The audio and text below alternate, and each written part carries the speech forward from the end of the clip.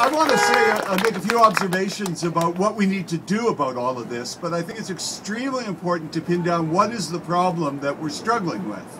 And it's a great deal more than this C-38 bill. This bill is like the high temperature that comes along with a fever in a disease like malaria or yellow fever. Do not mistake the symptoms for the underlying pathology.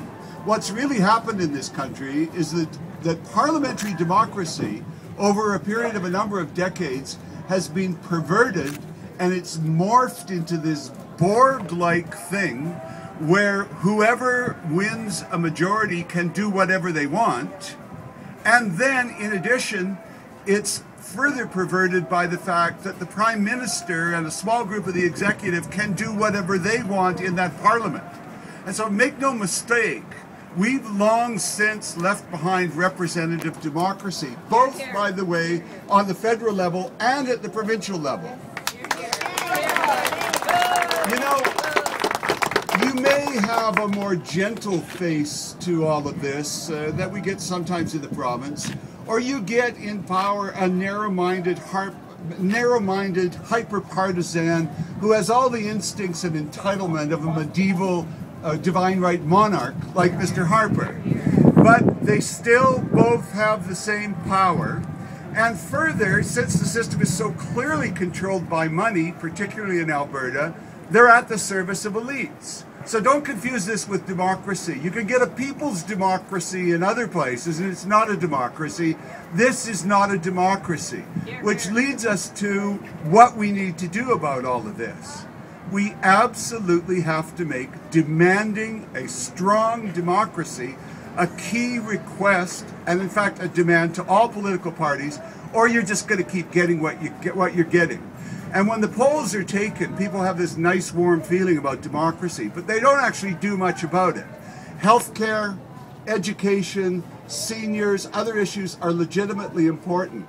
But I'll tell you, until we make this as important as those other issues, the same people will keep doing the same things in the same corrupted institutions, and we're going to go on getting what we're getting.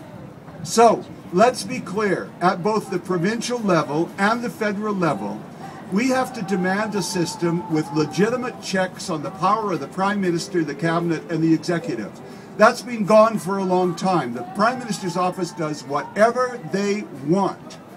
Demand checks on the power of the Executive. The same thing here. Ms. Redford may have a much nicer face to all this, but the same power is being exercised in the same way. We absolutely have to demand a return to power for elected representatives. Our elected representatives, supposedly speaking for the people in the area, have in too many cases simply become the government's representatives to the constituencies. The main reason is that's where the power is. So we have to demand a situation where our representatives have legitimate power, both in the Alberta legislature and in the federal legislature. We have to demand genuine powers for our assemblies instead of just the executive, and we've got to put in place a broadly based approach to democratic reform, which includes campaign and party financing, which includes checks and power for representatives, officials, like this bizarre situation where Mr. Harper appoints an officer in the budget and then refuses to give him information. It's simply an illustration that nobody has power but them. So if we don't do this, 10 years from now, we're going to have the same rally and we're going to be saying, ain't it awful? The way to get around it is to make a #1 demand. We demand systematic democratic reform and renewal in this province and this country. Make your political parties and your representatives demand it. It's going to be a long fight. This is just the start of it, but let's do that. Thank you very much for coming.